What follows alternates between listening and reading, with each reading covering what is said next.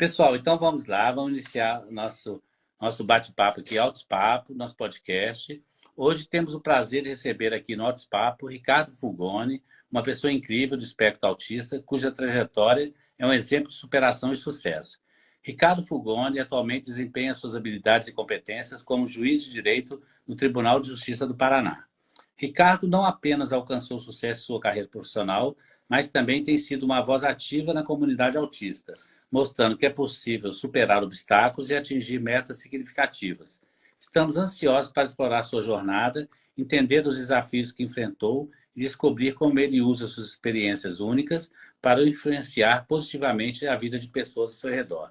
Ricardo, seja muito bem-vindo ao Altos Papo. Né, Giovana? Vamos passar as perguntas? A Giovana vai fazer a primeira pergunta, depois vocês vão alternando perguntas aí. Vai lá, Giovana. Primeira pergunta. Só não põe o papel tampando na tela.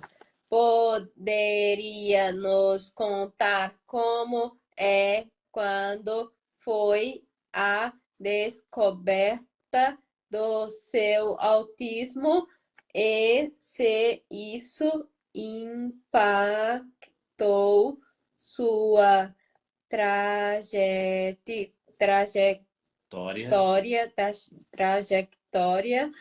até se tornar juiz?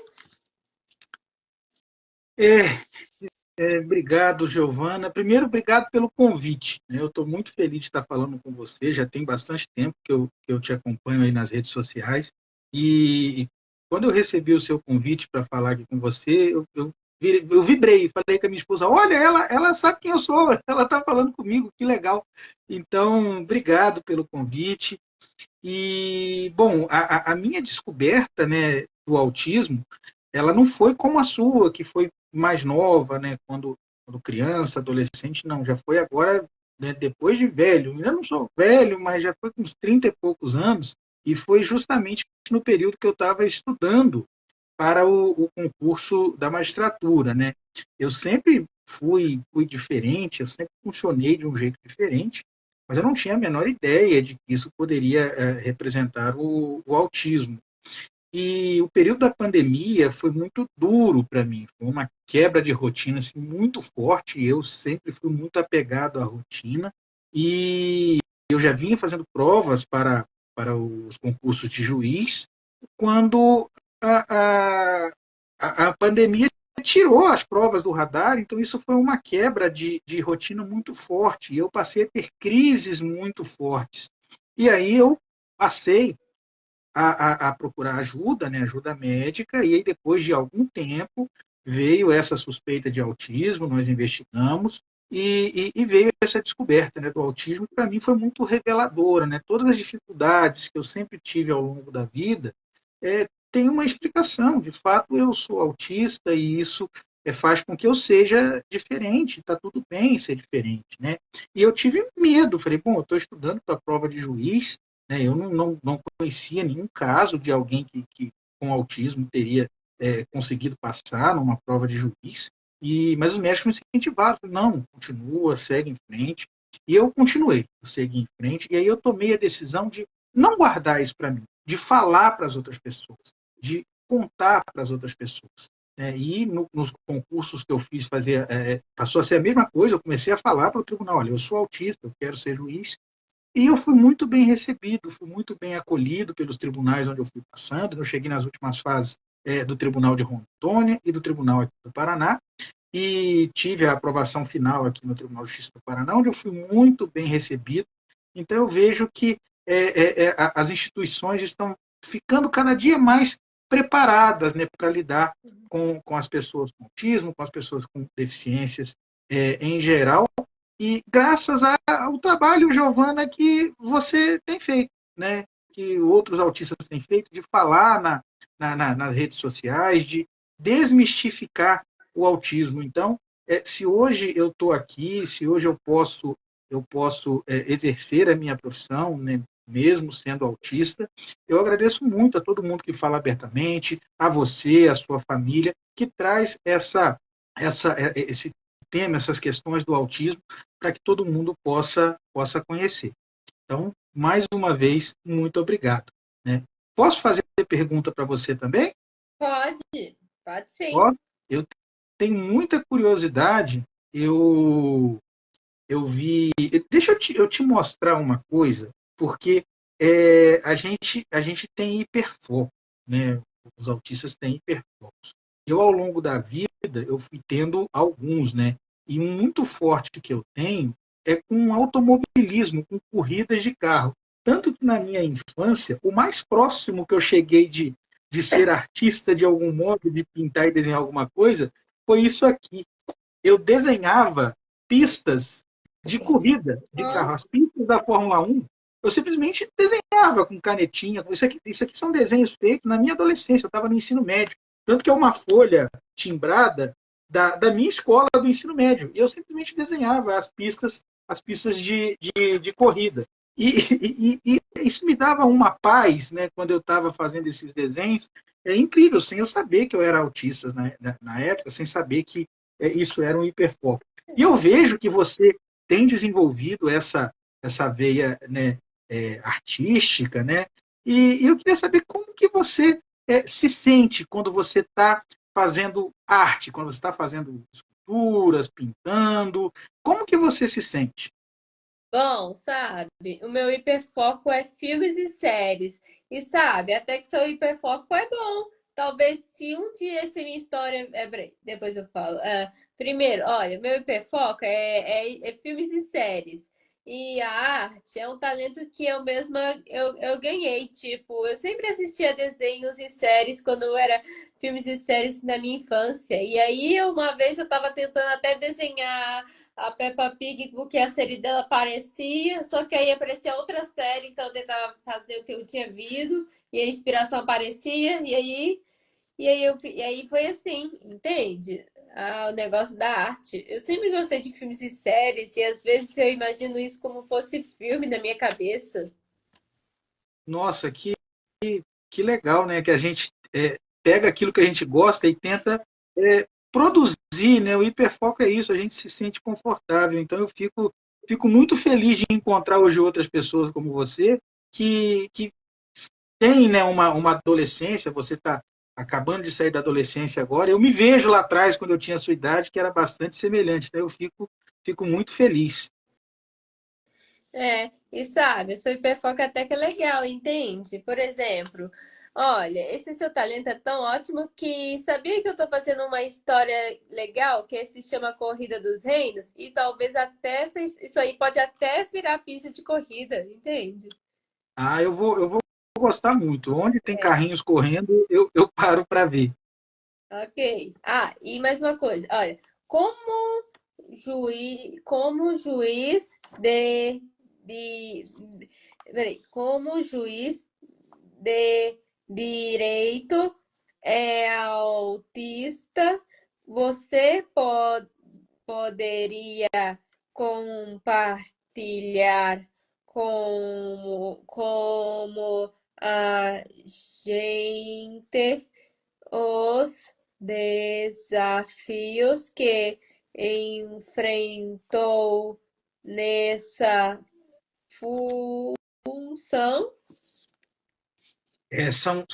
São muitos desafios, Giovana. Eu acho que todo autista sabe como é difícil quando a gente tem que lidar com mais de uma coisa ao mesmo tempo. É difícil porque a gente se sente confortável quando a gente está no nosso hiperfoco, fazendo uma coisa que a gente se concentra. Isso, eu costumo usar a metáfora das setinhas do pensamento, né? As setinhas do pensamento estão sempre muito agitadas. Quando a gente está no hiperfoco, elas se alinham, então elas ficam direcionadas para aquela coisa que a gente está fazendo. E a atividade de juiz de direito exige que a gente faça muitas coisas ao mesmo tempo. Vou dar um exemplo hoje, no dia de hoje. Hoje eu estava trabalhando até agora, tanto que eu ainda estou aqui fantasiado de juiz de direito, estava fazendo audiências até agora, e eu estava atendendo a 3 cidades diferentes. Hoje eu estava atendendo a cidade de Bela Vista do Paraíso, a cidade de Porecatu e a cidade de São Jerônimo da Serra. Ou seja, eu tinha que estar com a minha atenção dividida com vários lugares diferentes, com pessoas diferentes. Isso é muito difícil para mim. Isso é muito difícil, isso é muito pesado, mas eu tenho conseguido vencer. É muito cansativo, não é fácil, né? O autismo ele impõe algumas limitações para a gente que são bem fortes, né?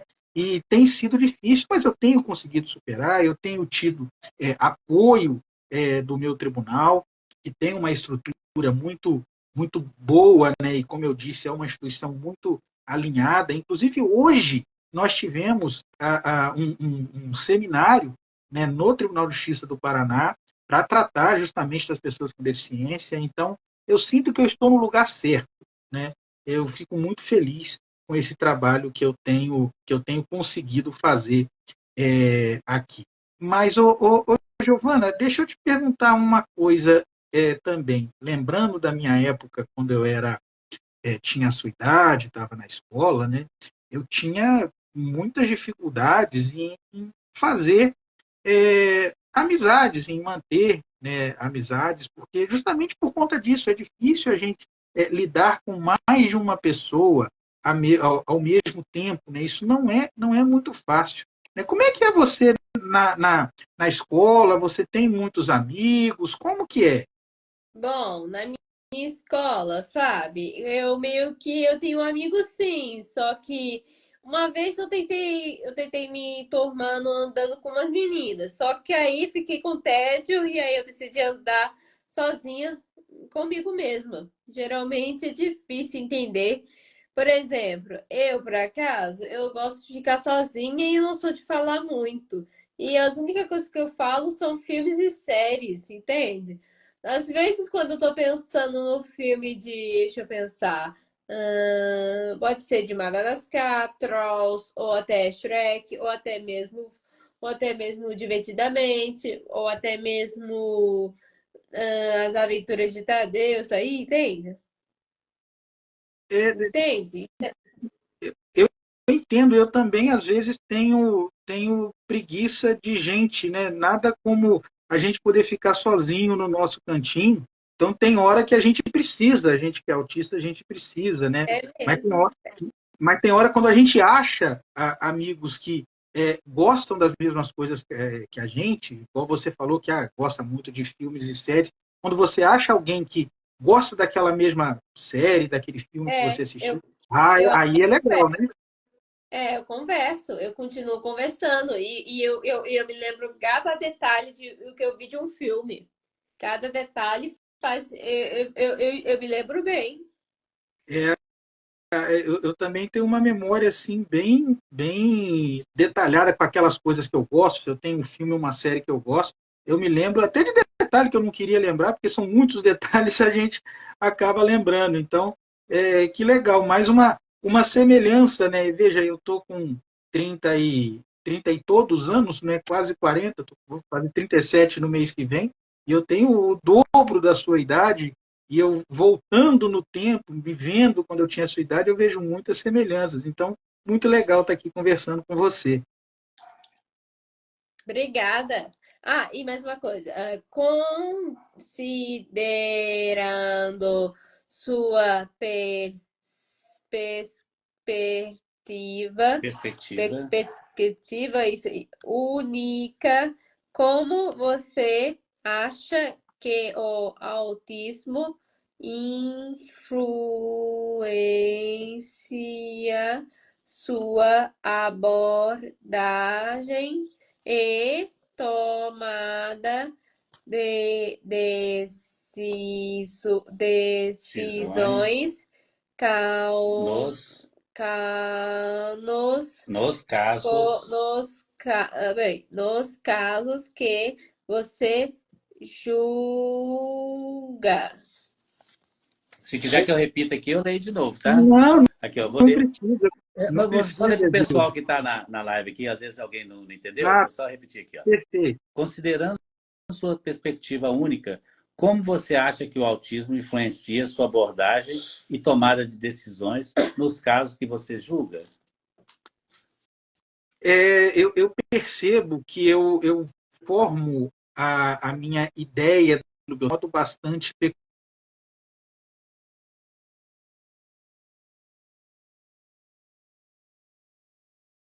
uma enorme dificuldade de enxergar o texto. Eu enxergo cores, eu tenho na minha mente um código de cores, né, enfim, das expressões que normalmente eu tenho que lidar no meu dia a dia, né? Por exemplo, um recurso de agravo de instrumento. Na minha mente não existe essa palavra recurso de agravo de instrumento. Não, na minha mente existe a cor laranja. Eu sei que este recurso é laranja. O recurso de apelação. Não, na minha mente existe a cor vermelha. Eu sei que este recurso é vermelha. Muitos que estão nos ouvindo já devem ter assistido a série The Good Doctor, que tem um médico que é autista, e eu sou bastante diferente dele, né? Os autistas temos diferenças, somos diferentes, mas a forma com que ele organiza o pensamento, que ele meio que desenha no ar assim, o corpo humano daquela doença que ele vai tratar, é algo parecido com a minha forma de organizar o pensamento. Eu preciso traduzir aquilo que eu estou analisando em cores, para que eu, diante do meu código de cores, possa entender o que está acontecendo ali. E essa é uma característica, né, que eu desde sempre tive, de necessitar utilizar das cores para entender qualquer coisa, e hoje eu utilizo no meu trabalho. Então, as decisões que eu tomo, todo o meu trabalho, enfim, eu preciso ter essa tradução para esse meu código de cores para facilitar o meu entendimento. Né? E assim eu tenho conseguido trabalhar, tenho conseguido desenvolver o meu trabalho, mesmo com essa diferença, essa forma diferente de ver o mundo que o autismo me proporciona. E Giovana, você também deve ter uma forma diferente, né, de ver o mundo. Eu acho que toda pessoa tem, né? A gente não enxerga o mundo da mesma forma. Mas a gente que é autista, eu sei que a gente experimenta o mundo, né, de um modo diferente. Muitas vezes a gente enxerga o futuro de um modo diferente, né? Então eu queria saber, hoje, qual que seria o seu maior sonho? O que você quer fazer na sua vida? O que você planeja? Bom, sabe, meu maior sonho é que minhas histórias viram filmes e séries. Entende? Sabe? Como você pode ver, o meu maior sonho de virar artista já se realizou. Agora tem um outro, tipo, transformar minhas histórias em filmes e séries. Então é incrível. Pois é, eu sempre imaginei como seria. Você vai ficar, então, mais famosa ainda do que você já é. É, é. Uhum. Já pensou? Porque você já é bastante famosa. Eu converso com outros autistas e muita gente fala de você, te acompanha. Então, você é bastante famosa nas redes sociais. E tomara que os seus sonhos se realizem. Eu costumo dizer que a gente nunca deve deixar de sonhar, né? O sonho é o que move a gente, o sonho é o que faz a gente caminhar. Então, que bom, fico muito feliz. Obrigada. Ah, e a última. Não é a última, desculpa, eu me enganei. Peraí. Ricardo, soubemos que você utiliza um cordão de Identificação. identificação de autismo durante os julgamento. Poderia nos explicar a importância desse atos e como acreditar que isso impactou tanto a sua atuação no tribunal? Peraí. Então, Giovana, eu estou usando agora. Eu estou com o meu cordão aqui de identificação. Eu escolhi este aqui, que de um lado cordão de girassóis, né, que representa as deficiências ocultas. Do outro lado é a fita quebra-cabeça, que representa o autismo. E eu, desde quando eu tive o meu diagnóstico do autismo, eu tomei uma decisão ali de não esconder essa informação, né, de falar abertamente para todo mundo, né, porque eu tinha uma ideia totalmente errada de autismo. Eu achava que a pessoa com autismo não ia conseguir trabalhar, não ia conseguir fazer arte como você faz, não ia conseguir estudar. E quando o médico me diz, olha, você pode ser autista, eu falei, bom, mas eu sempre trabalhei. Então, aí eu fui pesquisar e fui entender, fui ver o quanto que a minha ideia a respeito do autismo estava errada. Eu falei, bom, já que a minha ideia estava errada, eu não posso ficar, simplesmente guardar essa informação para mim. Eu preciso falar com as pessoas. E mesmo antes de ser juiz, mesmo antes de passar no concurso, eu tomei uma decisão. Eu nunca tinha pensado na minha vida de fazer tatuagem. É algo que não passava pela minha mente. Mas eu tomei a decisão. Eu tatuei aqui no braço a fita quebra-cabeça.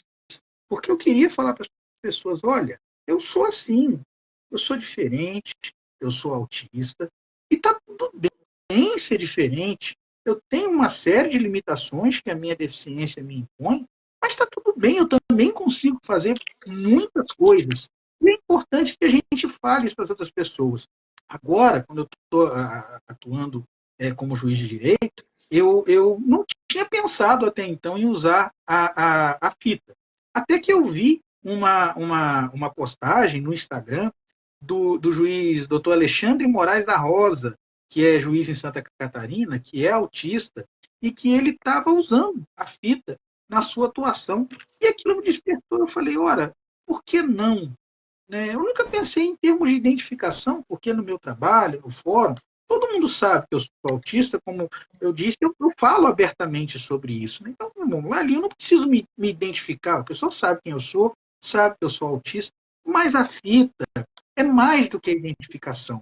Quando você se mostra por completo, olha, eu tenho uma deficiência, minha deficiência oculta, mas ela está aqui, eu tenho uma deficiência, eu vou usar a minha identificação, você faz com que as outras pessoas, elas abram a mente, né, e entendam que isso é uma deficiência que nos traz limitações, mas que não nos impede de fazermos coisas incríveis nesse mundo, como você faz diariamente, como muitos outros autistas fazem.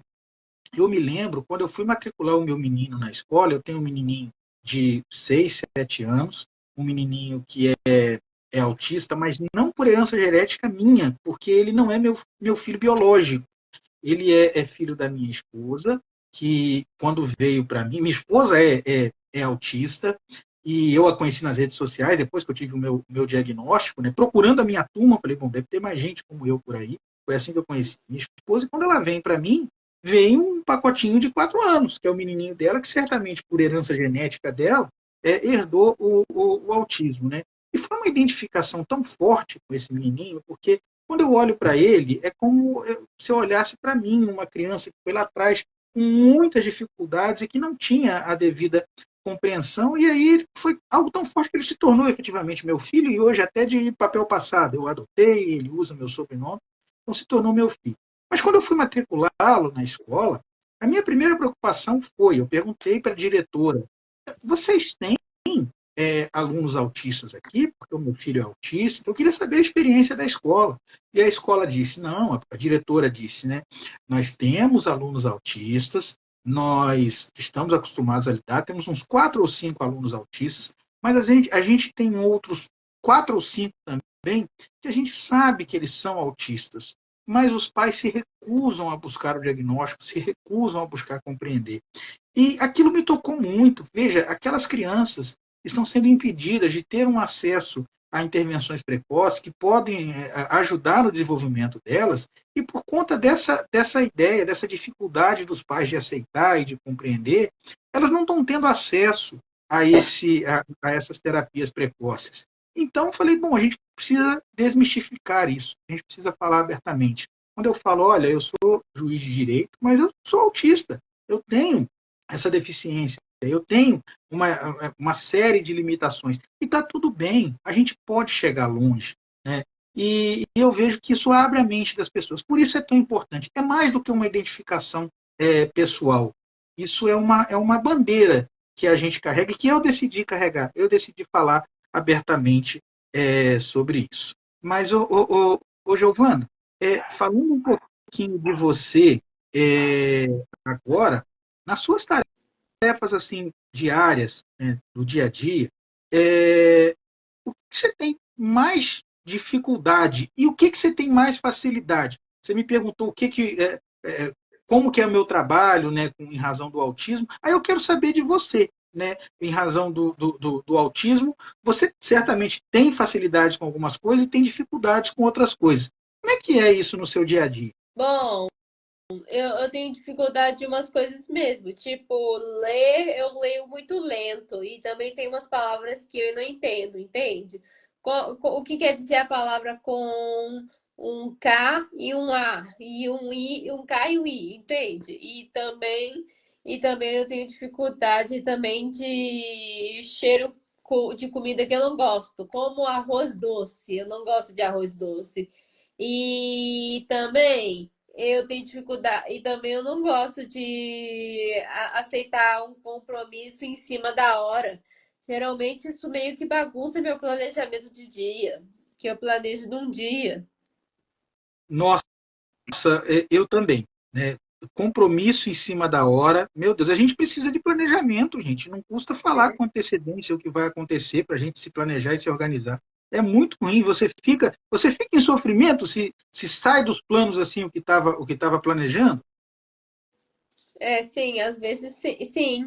Às vezes sim, por exemplo, eu planejo meu dia de hoje, quando eu fico em casa. E aí depois uma coisa aparece do nada e aí sai do planejamento. Aí te incomoda, É, né? É. é horrível. E agora eu vou começar a dizer uma coisa aqui. Como juiz de direito, qual é a sua visão sobre as Medidas. medidas que o sistema judiciário poderia tomar para melhorar a Inclusão inclusão e compreensão dos dos indivíduos, indivíduos indivíduos aos autistas. autistas. Veja, Giovana, eu acho que o principal é abrir o debate, é falar, é expor. E, em razão disso, eu parabenizo muito o meu tribunal, o Tribunal de Justiça do Paraná, que frequentemente traz as questões do autismo e das deficiências ao debate, né? Como eu disse, hoje nós tivemos em Curitiba um seminário sobre as pessoas com deficiência. Nós sempre temos eventos relacionados ao autismo e às deficiências em geral. Muitas vezes eu sou convidado e sempre estou à disposição para falar, para expor a minha visão, né? E eu vejo que isso está se espalhando, né, para o Poder Judiciário. Eu recebi um convite esses dias da Escola da Magistratura de Rondônia, o tribunal lá de Rondônia quer fazer um evento também a respeito do autismo no mês de junho, e eu fui convidado a estar lá em Rondônia para falar um pouco sobre essa minha experiência. Então, em junho, eu estarei em Rondônia falando um pouco sobre o autismo, sobre como lidar, né, com essa nossa deficiência no dia a dia do Poder Judiciário. Então, eu acho que o principal é isso, é abrir o debate para que possa abrir a mente das pessoas para o que é a nossa deficiência. É algo muito, muito complicado lidar com uma deficiência oculta, porque as pessoas só vão saber o que a gente passa, o que tem aqui dentro da gente, se a gente falar. Porque uma pessoa que não é autista não sabe o que a gente passa. Então é importante que a gente fale. E o Poder Judiciário, eu vejo que está abrindo um canal de debate para que haja efetivamente mudanças de paradigma. Lógico, o caminho é longo, o caminho é árduo. Certamente não são ainda todas as instituições públicas que estão alinhadas com os novos paradigmas de abordagem das deficiências em geral, de abordagem do autismo. Então, é importante que a gente, passo a passo, né, siga caminhando para abrir a mente das pessoas, para que, pelo menos, o poder público se torne, né, um ambiente um pouco mais inclusivo e isso acabe contagiando toda a sociedade para que, efetivamente, a gente possa construir uma sociedade mais inclusiva. Giovana, e agora me ocorreu algo aqui, porque eu estou lembrando, né, mais uma vez da minha infância, né, da minha adolescência, de quando que eu comecei a lidar, né, a perceber as minhas diferenças, a perceber que eu era diferente e a me interessar pelos meus hiperfocos, né? Como é que foi com você? Quando que você começou a se interessar por essa veia artística que você tem agora, pelos seus trabalhos? Quando que você começou a se interessar por isso? Bom, sabe, quando os meus pais se divorciaram, sabe, eu acho, sabe, sabe, sabia que quando eu tinha, acho que 2 anos, eu desenhava usando palito na praia, desenhando na praia. Pois é, Com, e com também, 2 anos? e também eu me lembro bem que eu também desenhava na areia também. E também se me lembro bem quando a minha mãe ia trabalhar, mas não tinha ninguém para cuidar de mim, geralmente ela deixava eu com minhas tias. Porque, sabe, as minhas tias, eu tinha tias que já foram professores. Então eu ficava pegando os materiais de aula e fazia arte nisso. Pegava papel, cortava e fazia obra de arte. Que legal, pequenininha já, você já estava colocando as manguinhas de fora para poder fazer arte. Que E bacana. também eu ficava inventando histórias cada vez, entende? Ficava até com vontade de guardar esses bonequinhos, não jogar fora, nós. Olha, Giovana. Muito legal. Aqui, ó, já estamos chegando ao final. A Giovana vai fazer agora a última pergunta para o Ricardo, né? Vamos lá, Giovana. Para finalizar, poderia compartilhar conosco se você tem algo Hiper, hiperfoco? hiperfoco? Isso mesmo. Eu tenho alguns, né, mas talvez o mais forte que me acompanhou e me acompanha assim, desde sempre, desde que eu era muito novinho, era sambas de enredo de escola de samba. Eu sou do interior do Rio de Janeiro, onde essa cultura de escola de samba é muito forte, né? E desde muito novinho eu via as escolas de samba e aquilo me fascinava, né? E conforme eu fui crescendo, eu comecei a pensar, bom, eu consigo fazer essas músicas que o pessoal canta na escola de samba, eu consigo fazer. E eu comecei assim devagarinho, na escola ainda, a fazer umas musiquinhas, até que lá em Volta Redonda, onde eu morava, né, eu efetivamente comecei a fazer sambas para as escolas de samba, e é um perfoco que vem comigo até hoje, né? E uma coisa que eu costumo fazer, eu costumo presentear as pessoas com sambinhas. Né? Se eu gosto de uma pessoa, eu faço um sambinha para ela. Inclusive, Giovana, eu fiz um sambinha para você. Você quer ouvir? Pode falar. Você, Vai. olha só. Olha, eu preciso esclarecer que eu faço esses sambinhas de ouvido. Eu não toco nenhum instrumento, não sei tocar instrumento. É tudo de ouvido. Então eu vou cantar aqui para você o sambinha que eu fiz para você, mas certamente eu desafinarei, porque eu não tenho um instrumento me acompanhando, né? Mas dá para você ter uma ideia disso que eu faço. Veja o sambinha que eu fiz. É assim, ó. Se o infinito é um só no infinito não é solidão. Se um arco-íris em cores de tons isolados desperta a paixão, menina dos sonhos mais belos, mulher dona do seu destino, Giovana que emana a arte, que é parte de um todo que inspira o divino. Giovana que emana a arte, que é parte de um todo que inspira o divino. Cada cantinho da terra, cada sorriso sincero, peça de um quebra-cabeça, diverso floresce este mundo que quero. Cada cantinho da terra, cada sorriso sincero, peça de um quebra-cabeça, diverso floresce este mundo que quero.